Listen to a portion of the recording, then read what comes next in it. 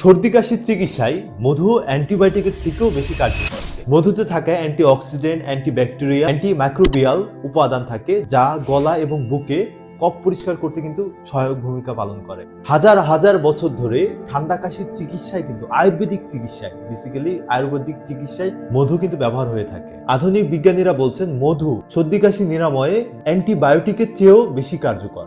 মধু নিয়ে Oxford university একটি গবেষণা হয়েছে এবং সর্বশেষ গবেষণায় দেখা গিয়েছে যে মধু শ্বাসকষ্টজনিত সমস্যার ক্ষেত্রে অ্যান্টিবায়োটিক অন্যান্য ওষুধের চেয়েও কার্যকর বিকল্প পদ্ধতি। গবেষণার জন্য অক্সফোর্ড বিশ্ববিদ্যালয়ের গবেষকরা 14টি গবেষণা পর্যালোচনা এবং বিশ্লেষণ করেছেন। এখানে 1161 জন অংশগ্রহণকারীর অভিজ্ঞতা জেনে তারা সিদ্ধান্ত নিয়েছেন ঠান্ডা জনিত সমস্যা কমাতে অন্যান্য ওষুধের চেয়ে মধু দ্রুত কার্যকর ভূমিকা পালন করে। এই গলা ব্যথা এবং সর্দি কাশি নিরাময়ের জন্য মধু কিন্তু বেশ কয়েকভাবে খেতে পারেন এবং সব থেকে কার্যকর পদ্ধতি কোনগুলো, কিভাবে খেলে আরো বেশি দ্রুত উপশমটা পাওয়া যায় সে বিষয়ের জন্য জেনে নিই। যেটা হচ্ছে যে মধু প্রতিনিয়ত একটি স্বাভাবিক মানুষ 1 চামচ করে প্রতিনিয়ত সকালে খেতে পারে। পাশাপাশি হালকা কুসুম গরম পানিতেও মধু মিক্স করে অথবা চায়ের সাথেও মধু মিক্স করে চিনির বিকল্প হিসেবে কিন্তু খাওয়া যেতে পারে। আলাদা কিভাবে খেতে পারেন চলুন জেনে নিই। ঠান্ডা লাগার সমস্যা থেকে দ্রুত সুস্থ হয়ে ওঠার ইচ্ছা থাকলে 1 গ্লাস পানি ফুটিয়ে নিন।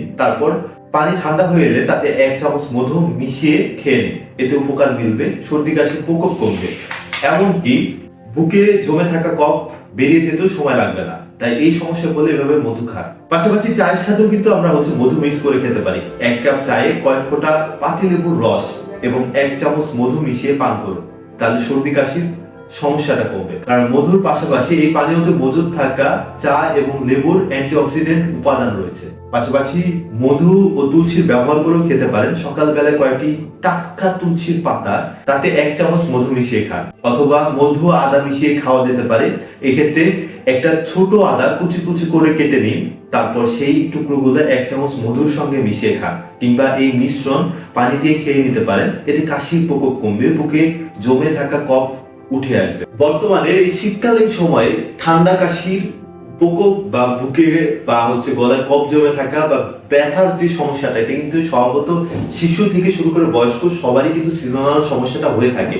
আর এই সিজনাল সমস্যাতে যেহেতু গবেষণায় দেখা যাচ্ছে যে অ্যান্টিবায়োটিকের চেয়েও মধুর কার্যকর ভূমিকাটা কিন্তু আরো বেশি, সেক্ষেত্রে কিন্তু আমরা ঘরোয়া পদ্ধতিতে অর্থাৎ প্রাকৃতিক ভাবে কিন্তু আমরা ঘরোয়া পদ্ধতিতে চিকিৎসাটা নিতে পারি। সেক্ষেত্রে আমাদের ঠান্ডা কাশির সমস্যা যদি নাও থাকে, শারীরিক উপকারিতা কিন্তু মধুর গুণাগুণ বা ভূমিকা কিন্তু অনেক বেশি।